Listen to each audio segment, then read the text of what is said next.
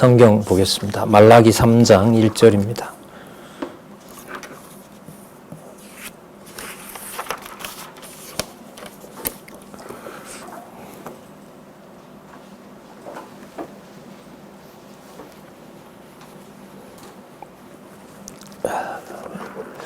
제가 읽겠습니다. 만군의 여호와가 이르노라. 보라, 내가 내 사자를 보내리니 그가 내 앞에서 길을 예비할 것이요 또 너희가 구하는 바 주가 호련히 그 전에 임하리니 곧 너희의 사모하는 바 언약의 사자가 임할 것이라.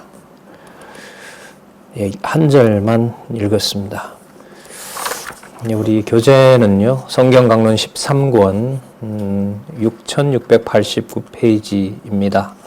6689.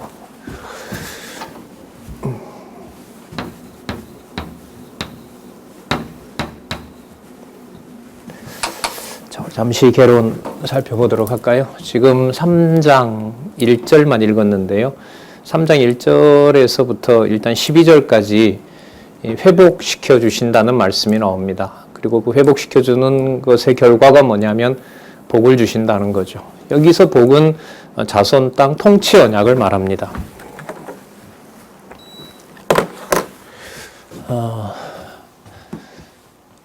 아담에게 약속했고요. 아브라함에게 약속했고 노아에게 약속했고 다윗과 그 왕가를 통해서 약속했던 자손 땅 통치 언약, 그리고 그 복의 결과는 바로 하나님 여호와를 경외하는 것, 구체적인 증거는 여호와의 전, 그리고 더 구체적으로 말씀드리면 여호와께서 알려주신 대로 여호와 앞에 드리는 제사, 물론 그 제사는 그리스도를 통하여 지금 다 이루어졌죠. 그 제사를 회복하시는 것까지 포함하는 겁니다. 그러니까 하나님의 백성들이 모이고 우린 이 과정을 통해서 이미 하나님의 백성 범위에 이방인이 들어와 있다는 것을 거듭 확인했고요. 땅도 이방 땅도 포함된다는 것이고 통치자도 유다 민족의 경계를 넘어서 있다. 그래서 메시아 오실 준비를 하고 있다는 것도 살펴봤고요. 또 하나는 지금 말라기와 연관해서 말씀을 드리면 바로 이제 제사와 관련된 거죠.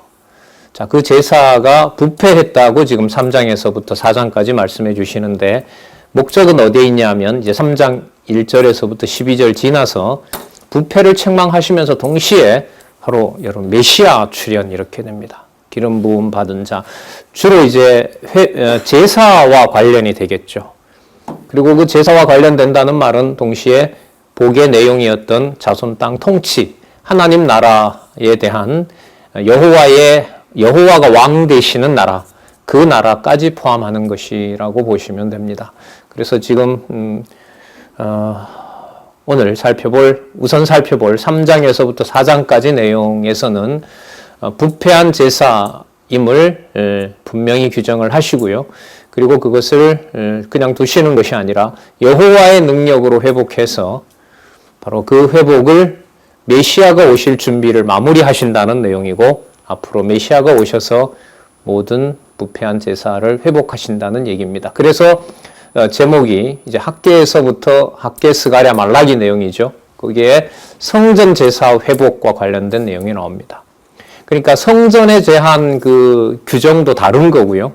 또 성전에서 드려지는 제사, 이게 두 마디잖아요. 두 낱말이 붙어 있으니까 성전에서 드려지는 제사가 회복된 시대, 1차적으로는 바벨론 70년 포로 후에 돌아온 시대를 말합니다. 그런데 이 회복은 앞으로 이루어질 회복도 포함하고 있는 겁니다. 그러니까 바벨론 70년 포로에서 돌아와서 분명히 이제 성전도 회복되고 제사도 회복이 되거든요. 그런데 그 바벨론 70년 포로 이후에 돌아온 성전과 돌아와서 지었던 성전과 그리고 제사가 부패했다고 말라기에서는 규정을 합니다. 그러니까 이 시각은, 이런 내용은 여러분들 아시는 에스라, 느헤미야와 비교는 할 수가 있어도, 참조는 할 수 있어도 에스라, 느헤미야와 일치시키면 안 됩니다. 큰일 납니다. 이 설명이 꼭 필요한 거죠. 에스라, 느헤미야에서 말씀하시는 그 성전 회복과 제사 회복의 내용에 목적하고요. 지금 말라기에서 말하고 있는 제사 부패와 회복의 의미가 다릅니다. 의미가 다른 거죠. 사건은 동일하지만은 또 몇 차례 말씀드렸습니다만은 에스라 느헤미야에는 돌아와서 지었던 성전과 제사가 하나님이 보실 때 복줄 내용이다, 복을 확인해 준 내용이다라고 얘기를 하고 있는데 말라기에서는 그걸 뭐라고 얘기를 하고 있냐면 부패했다고 얘기를 합니다. 그러니까 똑같은 상황에 대해서 이렇게 정반대의 평가가 나옵니다. 그래서 이 해석이 어려운 거죠. 구약의 해석이. 자, 그동안 살펴본 것은 말라기에 나타난 이 부패와 부패 책망과 회복에 대한 내용은 반드시 학개, 스가랴, 말라기와 연관이 됩니다. 그래서 오늘 첫 시간은 말라기 3장과 4장을 살펴보고요. 그 다음 시간에는 학개에서부터 스가랴, 말라기를 다시 한번 살펴볼 겁니다. 그래서 제가 공부하면서도 좀 느끼는 부분인데요. 말라기에 오면 스가랴 내용이 많이 떠오르지가 않아요. 연결이 잘 안 됩니다. 더더욱 학개까지 가야 되는데 학개에 나오는 여러 개념들이 1장, 2장, 2장에 불과하지만은 스가랴 내용과 이미 말라기 내용을 담고 있단 말이죠. 동일한 개념도 나오고 있고. 그래서 지금 시간으로 보면 학개, 스가랴, 말라기가 전체로 합하면은 한 100여 년 정도가 돼요. 학개 선지자 521년에 보통 불렀다고 하니까요. 말라기가 440년에서 400년 경이라고 하니까 1세기 동안, 100여 년 동안 세 선지자를 불러서 기록한 말씀을 이렇게 묶어 놓은 거예요. 이게 학개, 스가랴, 말라기가. 그렇기 때문에 이 세 가지 내용을 성전 제사, 중요한 개념이 회복이잖아요. 이 회복 시대에 예언하시고자 하는 내용, 결국 메시아 출현이란 말이죠. 이 내용들을 상세하게 살펴봐야 돼요.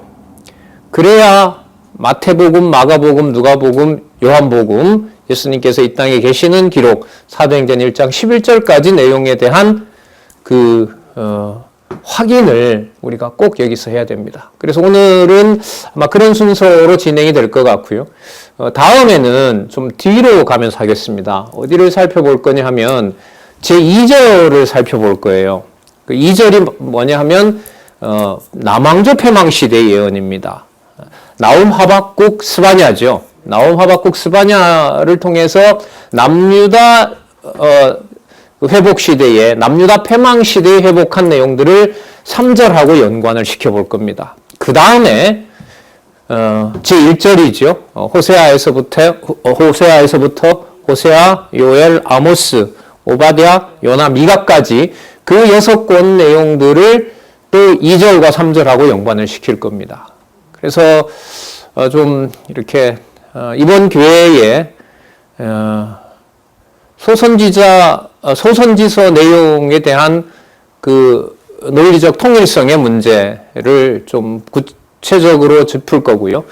그 다음에 그 소선지서의 바탕이 바로 복음서에서 예수에 의한 성취, 마태복음에서부터 어떻게 성취되고 있는지를 좀 강조하려고 합니다. 자, 그 다음에 소선지서를 그렇게 거꾸로 올라가면서 보고요. 그 다음에는 제1장이죠. 이사야부터 다니엘서까지를 좀 결혼 구조이긴 하지만 꼼꼼하게 요즘 근래 공부했던 소선지서 내용을 좀 가지고 이사야에서부터 다니엘서까지를 살펴보고자 합니다. 그래서 앞으로 나가는 것도 중요하지만은 좀 더 두텁게 기초를 좀 마련하고요. 그래서 지금 주일 대학반에서 요한복음 지금 하고 있지 않습니까? 신성과 관련해서도 도움을 좀 받으시고 그 다음에 마태복음에서부터 다시 확인해 가도록 그렇게 하겠습니다. 뭐 2학기가 되면 대학반도 어쨌든 사도행전으로 갈 것이고요. 그 다음에 화요 공개 강좌는 이제 마태복음으로 다시 가게 되니까요. 지난번에 마태복음부터 한번 하기는 했어도 구약의 선지서에 큰 바탕을 두는 것은 좀 강조하지는 못했습니다. 이번에는 본문에 연관을 시키면서 선지서와 복음서, 예수에 의한 성취, 예수께서 이 세상에 오신 바로 메시아라는 사실을 살펴보도록 그렇게 하겠습니다. 먼저 말라기 3장에서부터 4장까지 한번 살펴보도록 할까요? 먼저 3장 1절에서부터 12절까지 회복시켜서 복을 주신다는 예언을 해주시는 내용이 나타납니다. 3장 1절에서부터 6절까지 먼저 보시면은 6690에 보시면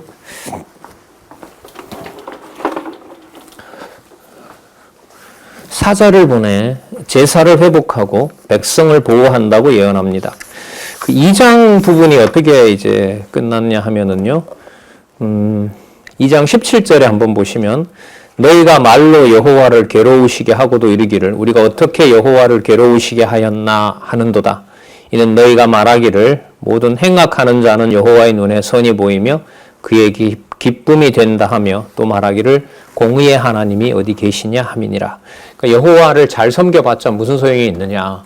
우리는 여전히 이 말라기 시대로 보면 여전히 페르시아 제국의 지배를 받고 있고 그리고 페르시아 제국 밑에서 번성했던 이방 대적들이 예루살렘뿐만 아니라 사마리아까지 다 점령하고 있고 그들은 오히려 번성하고 있고 우리는 한재가 오고 먹을 것이 없고 성전도 이렇게 제대로 못 짓고 있는데 여호와를 섬겨봤자 무슨 소용이 있느냐. 그게 이제 드러나기도 하고요. 말라기의 전체로 보면 그걸 그 바깥으로 드러내기도 하고 속에는 그냥 그게 꽉 차 있는 거죠. 이걸 여호와께서 이제 지적을 하시는 겁니다. 자, 그런데 3장으로 이제 우리 와서 보면은요. 회복시켜 복을 주시겠다는 약속을 해주세요. 자, 3장 1절에 조금 전에 읽었는데요. 내가 내 사자를 보낸다라고 얘기를 합니다. 여호와의 사자죠. 만군의 여호와의 사자를 보내는데 그가 여호와 앞에서 만군의 여호와 앞에서 길을 예비할 것이라고 얘기를 합니다. 그러니까 장차 메시아가 오시는 것하고 직결되는데 그 메시아를 지금 여기서 뭐라고 얘기하고 있냐면 만군의 여호와라고 얘기를 하세요. 그러니까 여호와의 이름으로 오시는 분을 지금 메시아와 연관을 시키고 있어요. 아주 중요하죠. 성경, 신약으로 들어가는 데 있어서.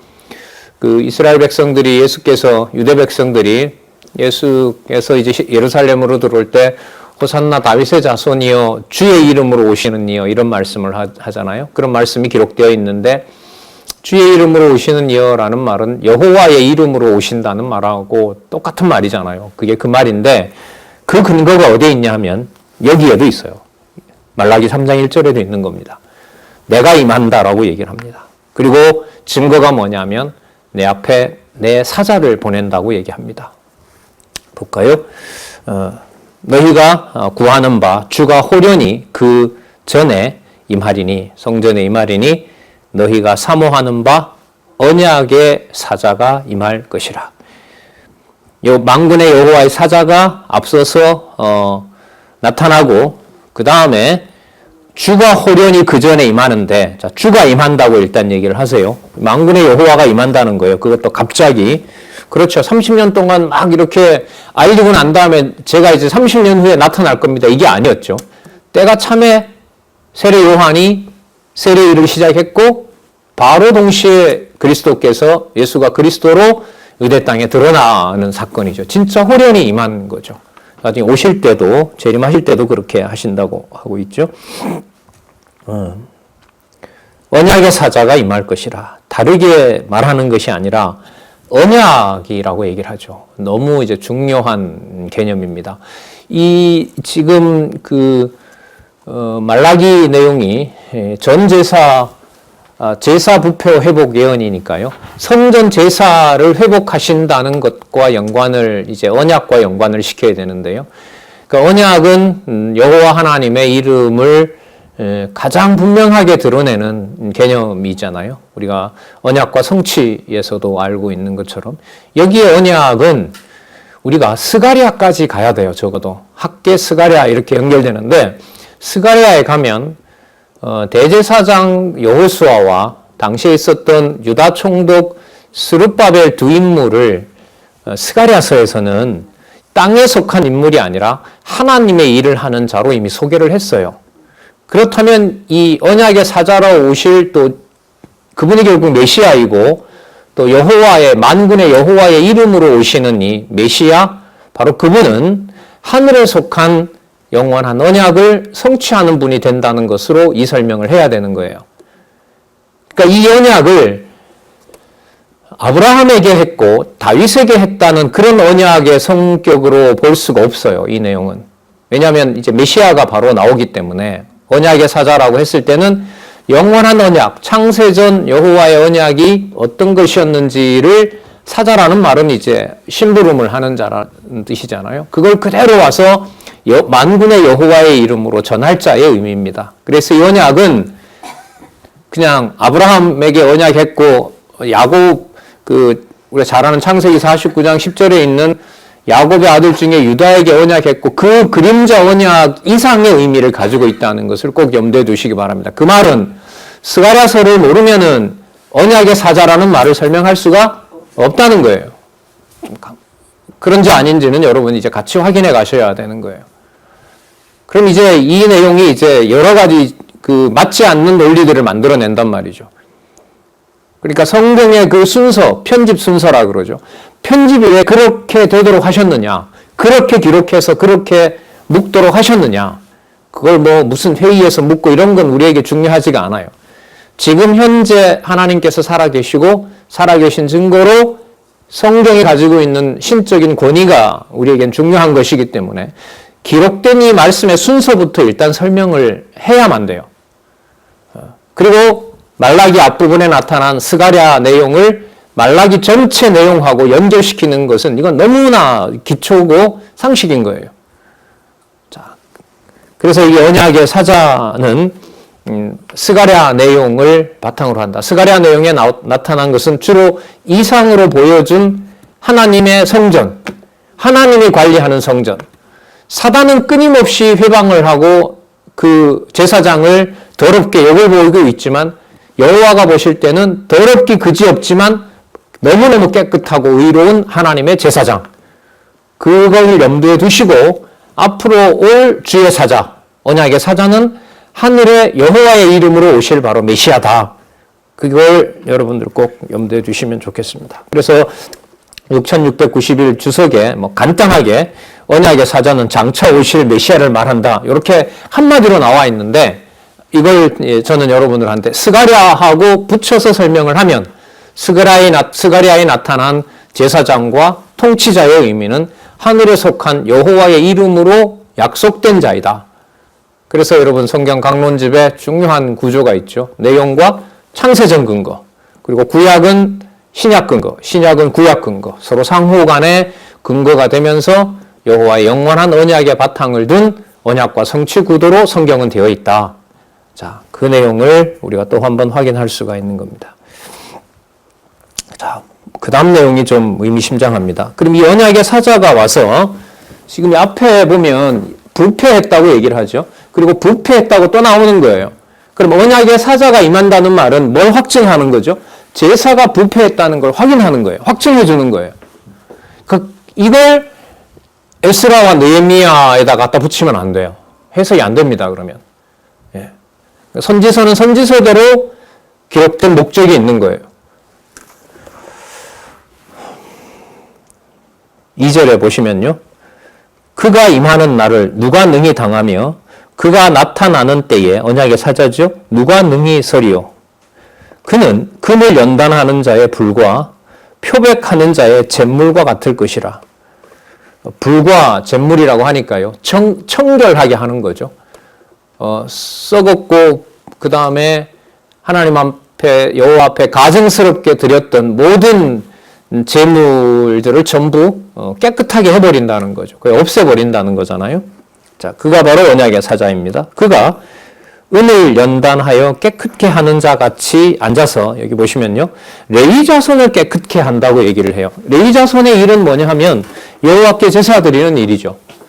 그럼 레위 자손을 깨끗하게 한다는 말은 언약의 사자가 레위 자손이 드리는 제사를 회복하신다는 얘기가 되는 거예요. 그럼 누구를 통해서 그렇게 하느냐? 여기에 보면 명칭은 레위 자손이에요.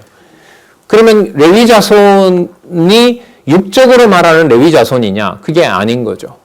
예수님이 부르신 제자들과 또 그 이후에 성령께서 오셔서 모으실 하나님의 백성들을 성경에 나오는 개념으로 말씀을 드리면 그야말로 그리스도와 더불어 세상 권세를 통치하는, 당하는 것 같지만 통치하는 왕 같은 제사장이다라는 개념으로 다시 이렇게 대체할 수도 있겠죠. 그래서 레위 자손을 깨끗게 한다고 얘기를 하고 있고요. 금은 하되 금은같이 그들을 연단하리니 그들이 의로운 제물을 나 여호와께 드릴 것이니라. 그러니까 당시의 제물을 가지고 의로운 제물이라고는 하진 않죠. 언약의 사자가 와서 깨끗하게 해줘야 레위 제사의 그 정당성이 있는 겁니다. 그럼 여호와께 드릴 제사는 바로 뭐냐 하면 이 의로운 제사가 그럼 뭐냐? 레위 지파가 드릴 제사가 아니라면 어떤 것이 의로운 것이냐? 그게 바로 마태복음에서 예수께서 바로 삼직 중에 제사직을 수행하시는 일과 연관이 되는 겁니다. 그 제사직 속에 바로 하나님의 백성들도 의로운 제사를 드릴 수 있는 모든 조건들이, 요건이 다 이제 완비되게 되는 거죠. 자, 그러니까 마태복음에 나타난 그리스도의 삼직과 연관해서 말라기 내용이 꼭 연결이 돼야 된다, 이 말씀을 또 드립니다. 그러면 어떤 일이 이제 결과적으로 결과로 드러나느냐? 4절 그때에 유다와 예루살렘의 헌물이 옛날과 고대와 같이 나 여호와께 기쁨이 된다고 합니다. 여기 이제 옛날과 고대에는 그 주석에도 나오지만은요, 의로운 제물을 드리는 때는 모세 시대나 솔로몬 시대와 같이 백성이 드리는 헌물이 여호와께 기쁨이 된다는 것으로 예언한 것입니다. 그림자로 보면 솔로몬의 그 성전 제사에서 어마어마한 규모로 그 일천번제가 드려지는 놀라운 일들이 벌어지지 않습니까? 근데 그 성전은 이미 망해버렸고 이제 새로운 성전을 짓는단 말이죠. 그러면은 여기서 말하는 의로운 제물이라고 하는 것은 어디로 또 다시 돌아가야 되냐 하면 이사야에서부터 지금까지에 대한 전체적인 맥락 속에서 얘기를 해야 되는 겁니다.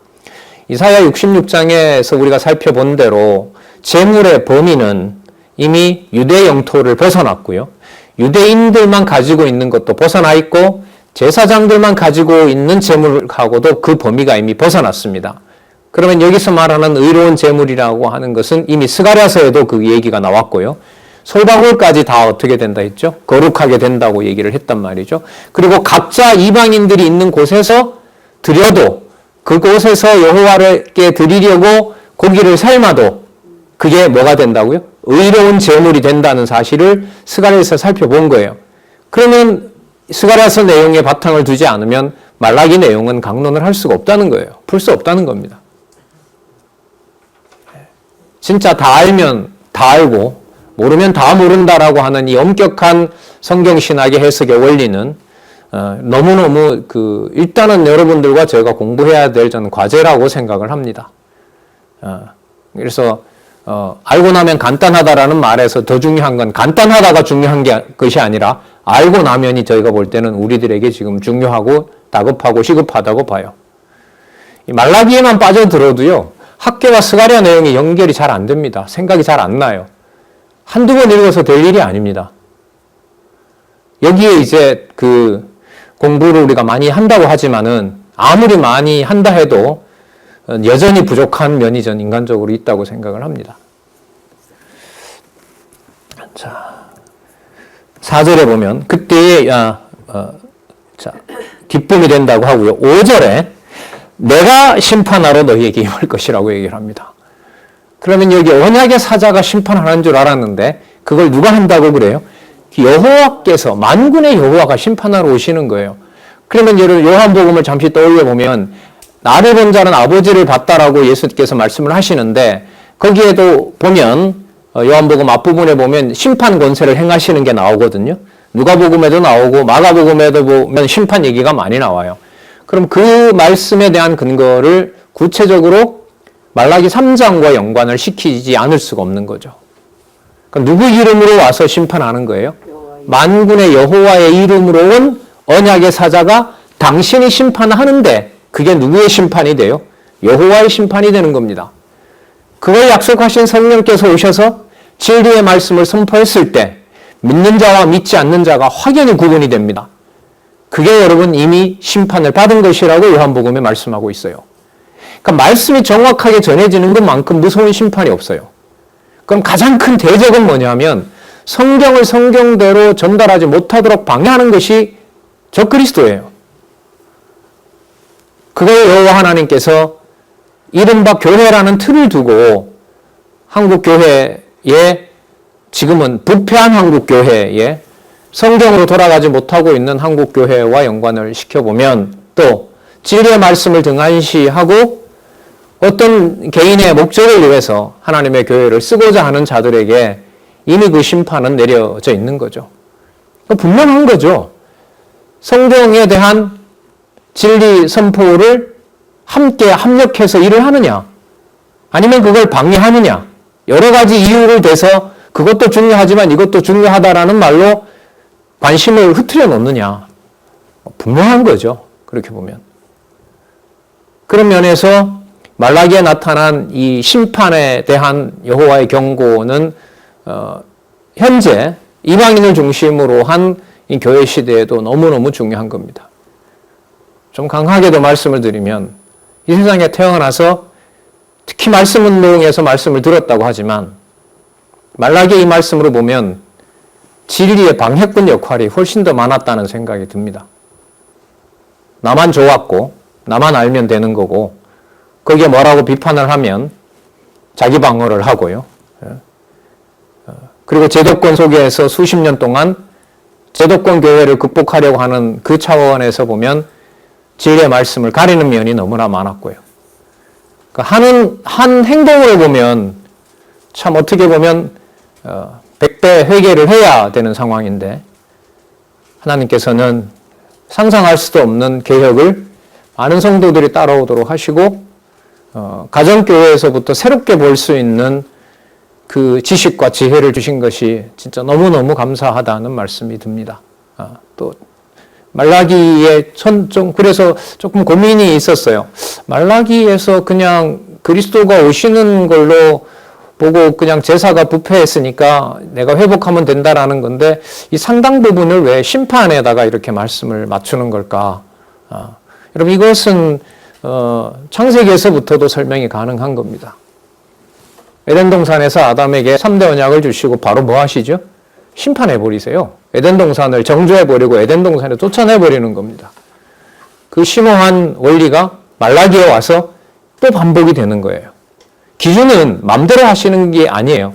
나중에 4장에 가면 나오지만 내가 모세에게 준 율법이 내가 원하는 바였고 그걸 너희들이 지킬 수 없었고 하지만 이걸 내가 언약의 사자를 보내서 내가 회복할 것이다. 내가 회복할 일은 하늘에 이미 정해놓았던 일이다. 그걸 우리가 스가랴서에서 살펴봤던 거예요. 그러니까 말라기에 나타난 하나님의 심판과 관련된 이 언약은 또 이 예언은 스가랴서 내용에 꼭 연관을 시켜야 된다. 이게 제 강조를 오늘 거듭드리는 부분입니다. 5절 내가 심판하러 너희에게 임할 것이라. 자, 어떻게 심판하냐 하면 어떤 자를 술수하는 자와 거짓 맹세하는 자에게와 품꾼의 삭세 대하여 억울케 하며 과부와 고아를 압제하며 나그네를 억울케 하며 나를 경외하지 아니하는 자들에게 속히 내가 증언하니라. 당신이 와서 선포해버리겠다는 거죠. 그럼 여기에 보면 여호와를 섬기는 것과 이웃을 사랑하는 것의 구분이 없습니다. 없어요. 그래서 일단 기지업에서 일단 하나님께서 진짜 허락해 주신다면 일체의 명령을 할 수 있는 문화는 전부 사라졌으면 좋겠어요. 그런데도 진리 안에서 돌아가요. 남에게 뭔가 부탁하고 명령하는 것을 좀 두려워하는 문화가 일단 정착이 좀 됐으면 좋겠어요. 친한 사람에게는 쉽게 나가죠.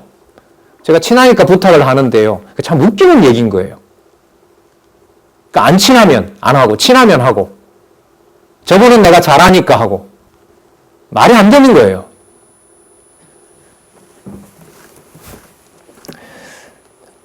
인간적으로 보면 어려운 관계로 가야죠. 함부로 할 수 없다는 차원에서 보면.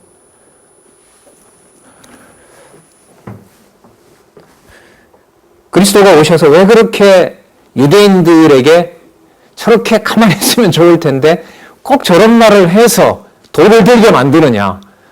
언약의 사자가 이렇게 약속이 되어 있기 때문에 그래요. 만군의 여호와의 심판을 알려주지 않으면 안 돼요.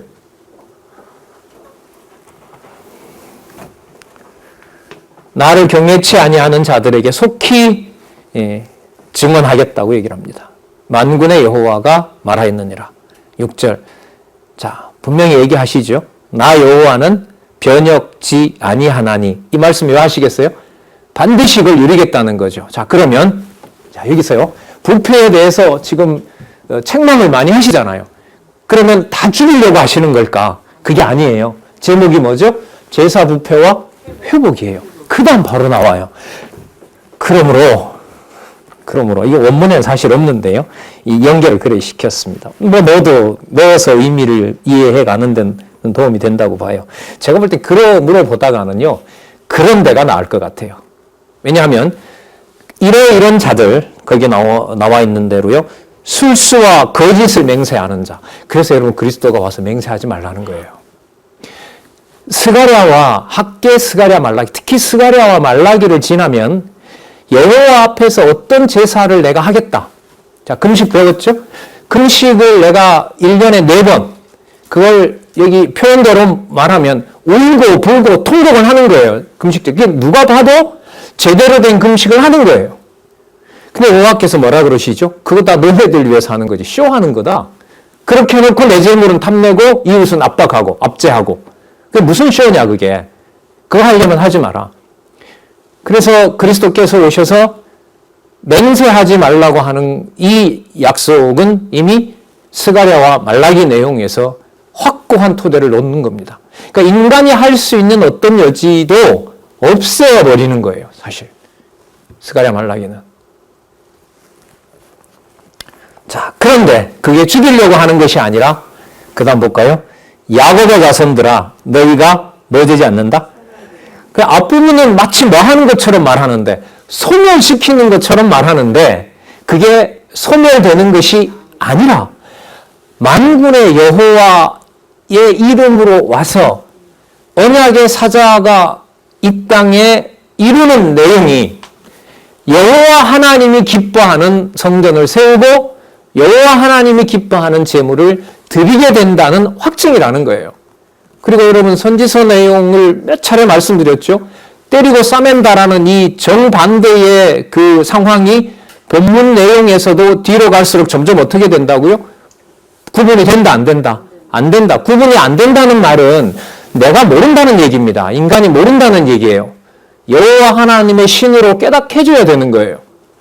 그 내용을 조금 전에 여러분에게 예를 드렸던 거예요.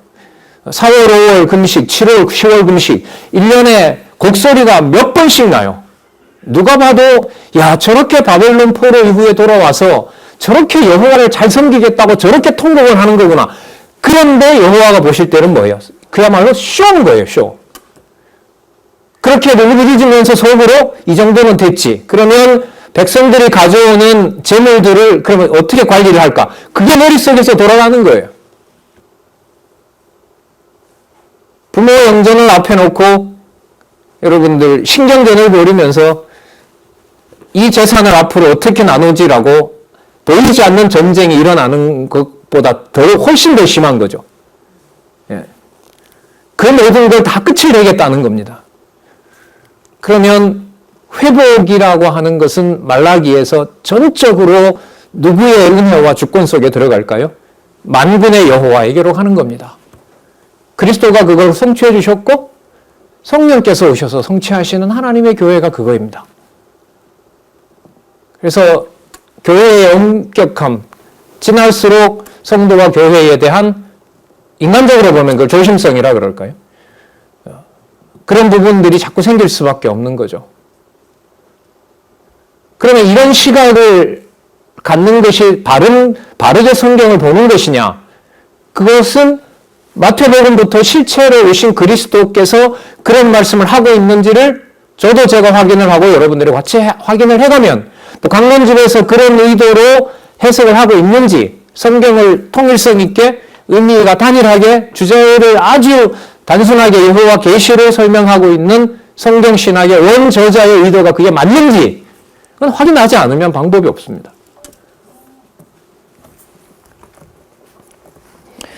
자, 야곱의 자손들아 너희가 소멸되지 아니하느니라. 그럼 여러분 3장 1절에서부터 6절까지 보더라도 또 한번 확인해 볼까요? 선지서 앞부분에 있었던 실체적인 언약으로 가서 이루어질 하나님의 속성들, 이미 알려준 속성들, 전능성 나타나죠? 그죠? 신실성 마지막에 나타났잖아요. 누구 방법이에요? 여호와 방법이 맞죠. 왔다 갔다 하지 않죠. 아까 언약의 사자라고 했고 언약은 어디에 기초를 둔다? 영원한 언약에 기초를 둔다. 영원성 맞죠? 이게 바로 여호와 하나님의 자녀들을 사랑하는 자비성인 거예요. 그러니까 큰 틀에서 보면 욥 시편 잠언 전도서 아가서의 욥 시편 잠언 전도 아가서 내용의 하나님의 5대 속성을 확증하지 않고는 선지서를 그 다음에 나오는 실체로 오실 그리스도와 연관을 시킬 수가 없다. 그러면 그리스도는 어떻게 읽느냐? 구세주, 나의 죄를 위해서 오신 분, 내가 힘들 때 위로해 주는 분, 그리고 이 땅에 오셔서 누구보다가 겸손하게 사신 분. 그게 여러분 욥 시편 잠언 전도 아가서하고 무슨 상관이 있습니까? 그러기에는 여러분 페이지가 많습니다. 왜 저렇게 쉽고 간단하다는데 저렇게 자꾸 어렵게 만들어 놓나? 1000페이지가 10,000페이지가 쉽지는 않아요, 저는. 그리고 개념 하나하나가 다 통일되어 있다는 것을 여러분 아시는 것처럼 지난번에 그 금요일날 강의에서 끝난 무엇인가에서 강의를 분명히 하셨잖아요. 모든 개념들이 다 어떻게 되어 있다? 성경 전체와 연관되어 있다. 글쎄요, 저는 앞으로도 쉽고 단순합니다라는 말을 신학적인 어떤 의미로는 해석할 수 있어도 성경을 대할 때는 그렇게 대하기는 힘들 것 같습니다. 볼 때마다 두렵고 볼 때마다 모르는 것들이 깨달아진다는 말은 지난번에 얘기했던 내용이 모르고도 얘기했다는 게 되기 때문에.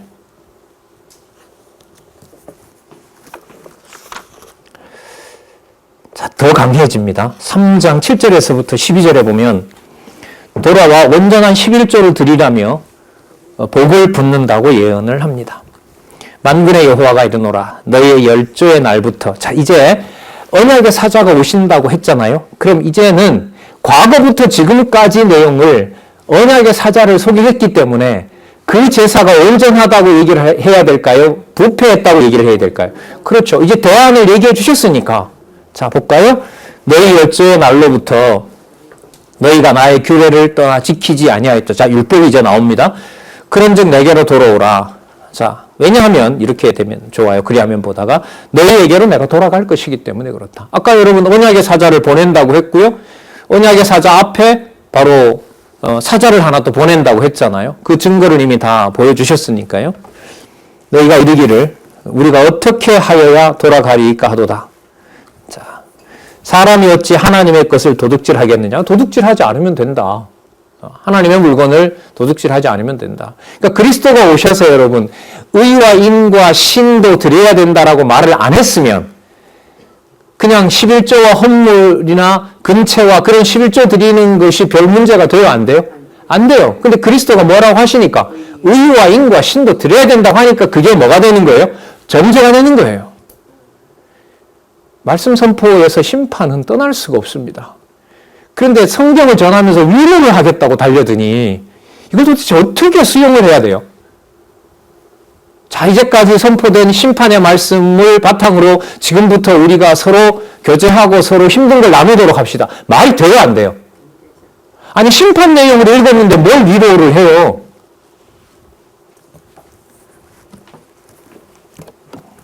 그런데도 듣긴 좋죠.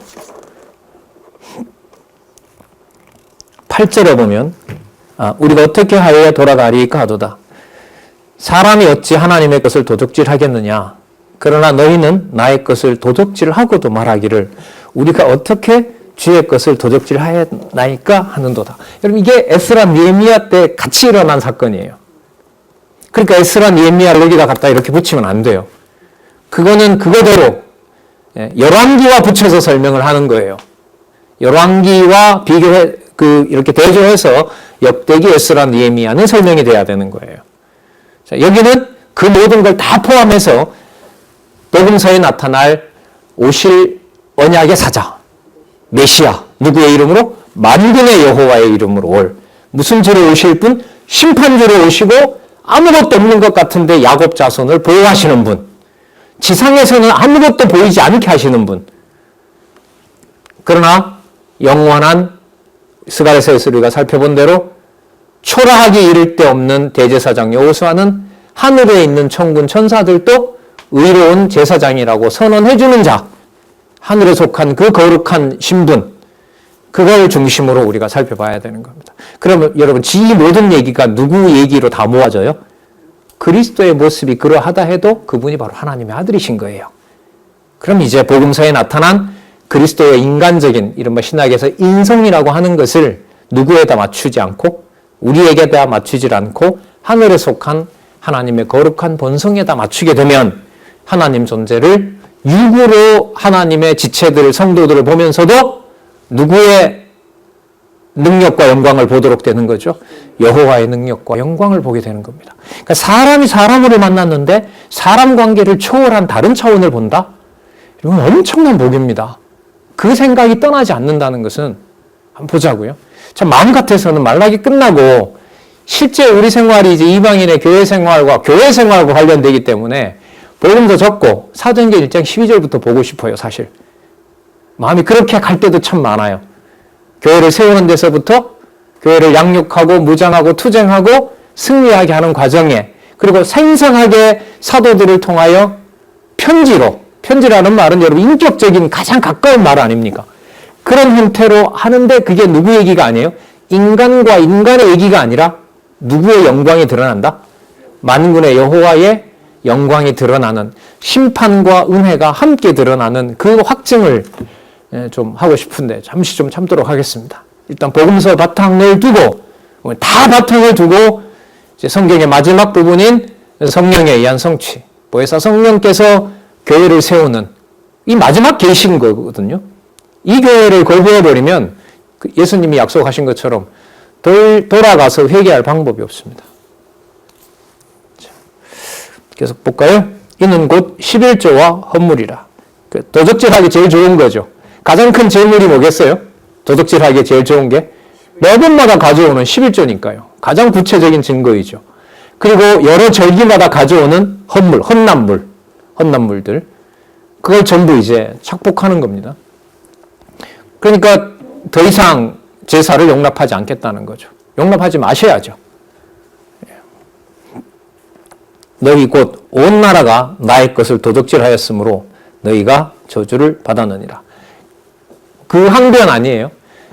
그 2장 마지막 부분에 나왔던 대로 대적들은 저렇게 잘 나가는데 우리는 70년 고생하고 돌아와서 얘 이 모양 이 꼴이고 성전도 아직 못 짓고 있고 말라기는 좀 다르죠. 성전은 지어놨는데 제사는 왜 이렇게 못 지내고 있습니까?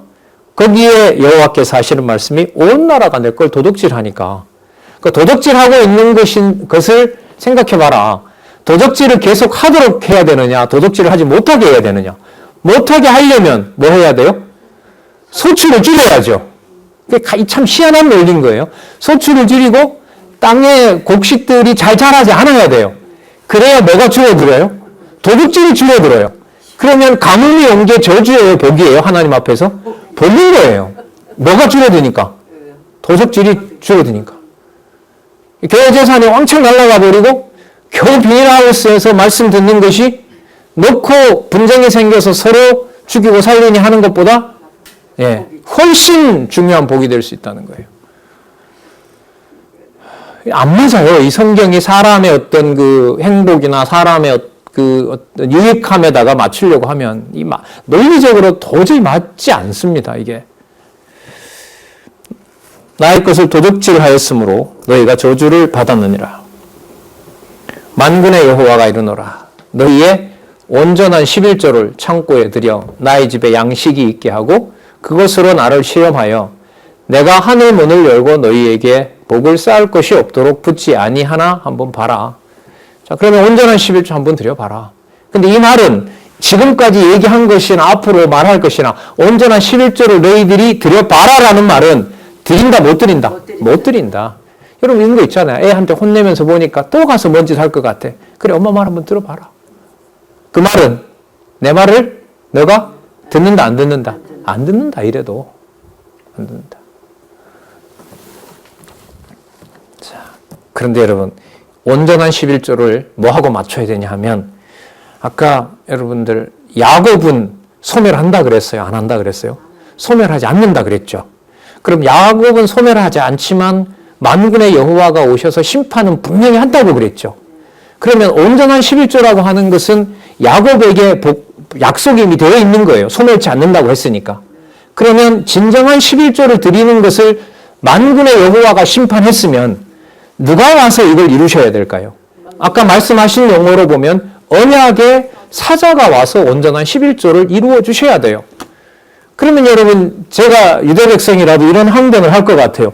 아니 우리가 못하고 그렇게 수천 년 배워서 못했는데 여호와여 누가 합니까 그걸? 그러니까 일단 문부터 닫게 한다 내가. 그 문을 여러분 이로부터 한 250년 후에 누가 닫아요? 이방의 악독한 안티오코스 에피파네스가 문을 닫아버리죠. 역사적으로 보면. 그 문을 닫는 것이 말라기의 이 내용으로 보면 좋은 일이에요? 나쁜 일이에요? 좋은 일이죠. 뭐가 드려지기 위한 온전한 11조를 누가 언약의 사자가 와서 드려지도록 하는 좋은 일인 겁니다. 그러면 야곱의 자손들을 언약 자손이라고 볼게요. 언약 자손들에게 자 스가랴로 다시 한번 가볼게요. 진리의 성읍 이건 곧 진리의 말씀이 선포되는 바로 하나님의 교회를 말하는 거잖아요. 하나님 교회에서 가장 좋은 일은 하나밖에 없어요. 선명해요. 언약의 사자가 오신 메시아가 교회의 머리 되시고 통치자가 되신다는 것. 그리고 모든 제사를 따로 지낼 필요 없이 영원한 제사를 드린 분이 된다는 것. 그게 여러분 11조의 본래 의미잖아요. 11조의 의미가 한 가지가 들여서 모두가 다 뭐 되는 거. 거룩하게 되고 깨끗하게 되는 거기 때문에. 이른바 놀라운 복음이 여러분 이 3장에 지금 막 쓰여진 게 아니잖아요. 얼마나 이게 순서 있게 쓰여지고 있습니까? 그래서 여러분 하늘 문이 열고 너에게 복을 쌓는다. 그리스도가 여러분 그 성경의 비둘기 같이 임하기도 하시고 요한복음에 보면 그리스도가 뭐라고 얘기를 하시죠? 내 머리 위에 천군 천사들이 오고 가는 걸 보리라. 그리고 내가 너희 안에 너희가 내 안에 있으니까 너희들도 아버지 안에 있으므로 너희들도 천군 천사들이 다 보호하게 된다. 세상에 환난을 주는 것은 반드시 줘야 된다. 그래야 너희들이 내 안에 있다는 걸 확인해 주기 때문에 그렇다. 나를 헤롯이 죽인다고? 그렇지 않다. 그 인간이 할 일은 없다. 너희들은 단지 나와 너희들은 아버지 안에 있다는 것을 증거해 주기 위해서 헤롯은 헤롯일 할 뿐이다. 그 권세가 무서운 것이 아니다. 감당할 수 없는 말씀들로 연결이 되죠. 저는 여러분들에게 참 여러 말들을 이렇게 신구약을 좀 연결시키면서 얘기를 하는데 좀 더 많은 교회가 물론 하고 계신 분도 있으리라고 보는데요. 공개적으로 많은 사람들이 참여한 그야말로 우리 성경신학 1페이지에서부터 강론집 한 만여 페이지 내용들의 바탕을 두고 어떤 한 개념을 상호 연관시키면서 신구약 이렇게 연결시키면서 창세전 근거로 이렇게 쫙쫙 올라가는 그런 좀 멋진 포럼이 좀 허락이 됐으면 참 좋겠다 이런 생각이 듭니다. 멋진 광경을 만들려는 게 아니에요. 그러니까 우리에게 준 성경신학을 통해서 들어야 될 하나님의 많은 백성들이 제대로 말씀을 성령께서 듣게 하시는 거구나.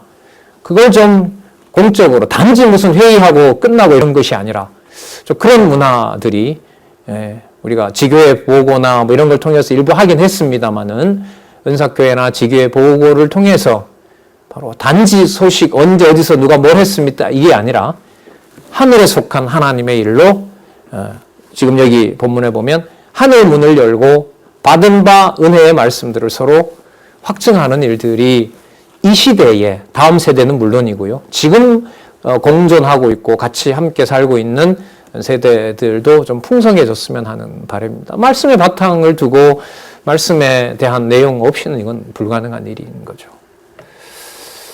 자, 11절 한번 볼까요? 만군의 여호와가 이르노라. 내가 너희를 위하여 황충을 금하여 너희 토지 소산을 멸하지 않게 하면. 누가 한다 그러죠, 이걸? 내가 한다고 얘기를 하죠. 그러면 온전한 11조를 누가 관리하세요? 여호와께서, 만군의 여호와께서 관리하시는 거죠. 너희 밭에 포도나무의 과실로 기한전에 떨어지지 않게 하리니 너희 땅이 아름다워짐으로. 자, 여러분 볼까요? 열방이 너희를 뭐되다? 복되다 하리라. 아까 여러분 어떤 말에 대한 이 반박인 거죠? 왜 열방은 잘 되는데 우리는 안 됩니까? 열방은 저렇게 소출이 좋은데 우리는 왜 안 됩니까? 저들은 악한 자들인데 악한 자가 왜 저렇게 번성합니까? 그러니까 여호와께서 아니다. 내가 주려고 하는 내 백성 야곱에 대한 축복은 하늘로부터 내려오는 복이다. 그런데 그 복을 땅에 있는 것과 맞추어서 땅에 있는 것을 소출이 적다고 해서 그걸 날 보고 주지 않는다라고 하고 있고, 그걸 거짓말하면서 그 이방인들이 하는 것처럼 자기 것으로 만들려고 하는데 그걸 내가 허락할 수 있지는 않지 않느냐. 그 허락하지 않을 것이다 내가. 그러면 다 끊으려고 하는 겁니까? 끊으려고 하지 않는다. 온전한 11조와 함께 하늘에서 내려오는 복을 너희들에게 내가 주려고 하는 것이다. 그러면 하늘에서 내려오는 복이 뭘까요? 바로 진리의 말씀으로 스가랴서에서 얘기했던 대로 솔방울 하나를 드리더라도 누구를 찬양할 수 있는, 여호와를 찬양할 수 있는 바로 그러한 제사를 내가 회복할 것이다. 그게 여러분 이제 남아있는 사상까지 가는 방향이라고 보시면 됩니다. 자, 열방이 복되다라는 말은 열방이 침략하러 오는 것이 아니라 누구를 같이 섬기러 오는 거죠. 만군의 여호와를 섬기러 오는 겁니다. 우리 잠시 쉬셨다가